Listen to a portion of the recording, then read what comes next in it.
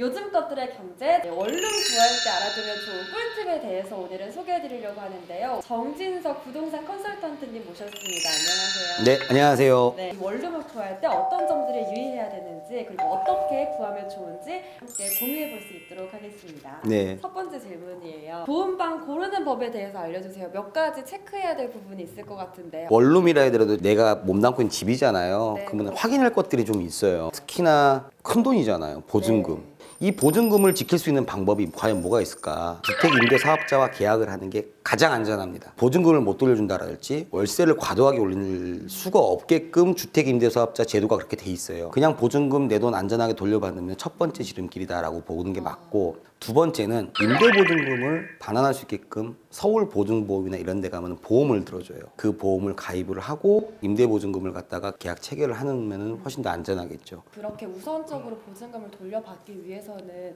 다른 절차는 필요한 게 없나요?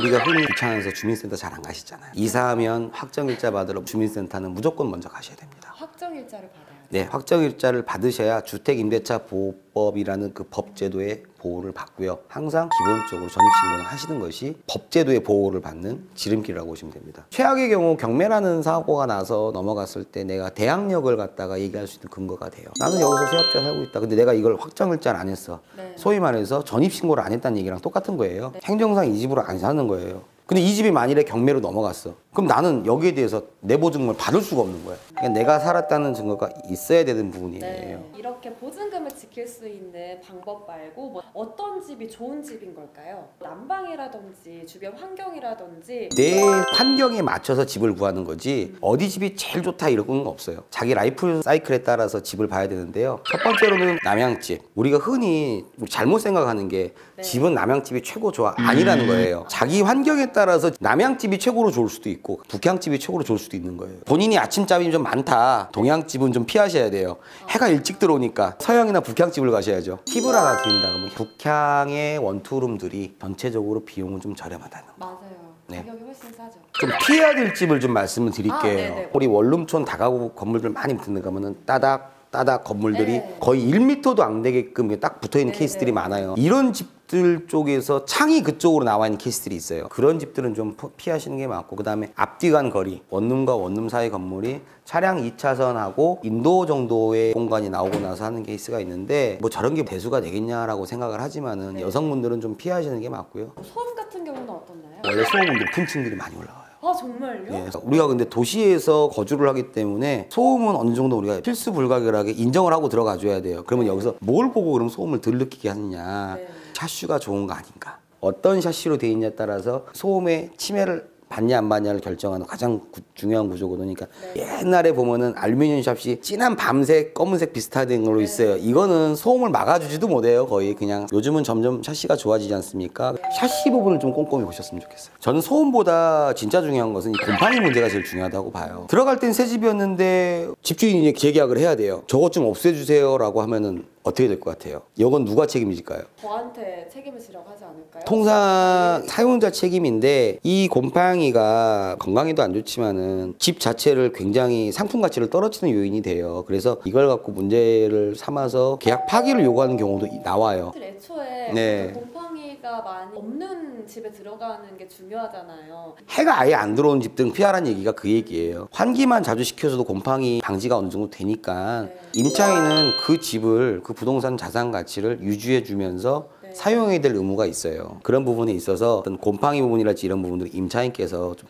힘드시더라도 신경을 좀 써야 될 필요들이 있다. 관리비 같은 경우에는 어떻게? 전기총만 갖고 얘기한다고 하면 원룸은 3, 4, 5만 원 수준이니까. 특히나 이제 난방하고 전기하고 수도세 같은 경우는 자기 사용한 만큼 내요. 네. 근데 이게 지금 내가 얼마를 쓰는지 모른단 말이에요. 주인분들이 매월 얼마씩 얼마 내라고 해요. 이 부분에 대해서 제가 쓴 거 제가 내겠습니다 하는 것도 괜찮고, 아니면은 임대인분하고 타협을 보셔가지고 한 달에 얼마 정액으로 드릴 테니까 제가 이렇게 하겠습니다라고 하는 것들도 괜찮고. 공유기 같은 거는 월세를 내는 입장에서 본인이 직접 구매해야 맞는 건가요? 무선 와이파이는 계약 조건이 없는 거잖아요. 대부분 안 해주실 거예요. 네. 이래서 우리가 계약서를 잘 써야 돼요. 무선 와이파이 공유기는 사용자가 내는 게 맞죠. 앞으로 이제 이 방송을 통해서 제가 우리 임대인들한테 부탁하고 싶은 것은 우리 건물에 무선 와이파이 정도 하나는 들어가야 되지 않겠는가. 그 정도 서비스는 해줘야 되지 않나 맞아요. 라는 생각이 좀 들어요. 쉐어하우스는 신고는 불법인가요? 왜 전입신고가 안 되죠? 전입신고가 안 된다고 해서 불안하다고. 쉐어하우스가 집 하나를 여러 군데로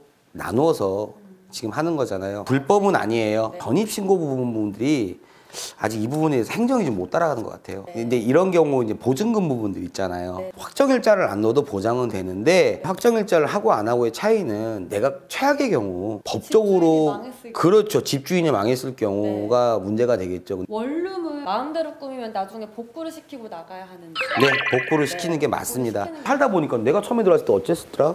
기억이 안 나. 사진을 찍어놔요. 그렇죠. 제 말씀입니다. 네. 처음에 들어가기 전에 사진을 구석구석 찍으셔서 네. 꼭 클라우드에다가 네. 내가 집 들어갈 때 상태해 놓고 폴더 이름 적어 놓고 네. 폴더에다 사진을 보관하시면 네. 나중에 찾아서 우리 들어올 때 이랬습니다라고 해서 보여줘야 해요. 왜? 어떤 충돌 관계가 생겼을 때는 근거라는 게 있어야 되니까 맞아요. 근거를 정확히 만들어 놓으시고 네. 전세로 살고 있는데 강아지가 벽지랑 장판을 물어 뜯어버렸대요. 1년 계약했고 만기 되면 나가려는데 제가 물어줘야 되나요? 들어올 때 기존에 있던 벽지 그대로 들어왔어요. 물어주셔야 돼요. 이건 어쩔 수 없습니다. 그래서 어떻게 하시냐면은 벽 전체를 다 해주는 게 아니라 우리 벽지를 보면은 옆에 네. 선이 있어요. 벽지가 이렇게 직선으로 쭉 내려오니까 그 면만 딱 똑같은 용지를 구해줘서 딱 이쁘게 붙여놓으시면은 그리고 이제 살면서 뭐 형광등 갈아야 되고 사용상 갈아야 될 것들은 임차인이 내는 게 맞고 네.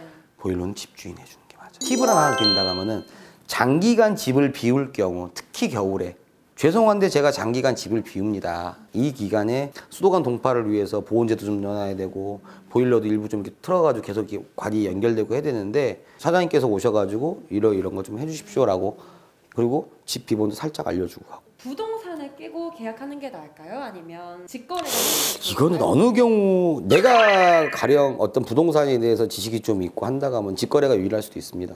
기본적으로 항상 직거래할 때는 무조건 등기부등본 그다음에 건축물 대장까지 무조건 띄워봐야 돼요. 예. 등기부 등본이 뭘까요? 우리 다 주민등록증 갖고 계시죠?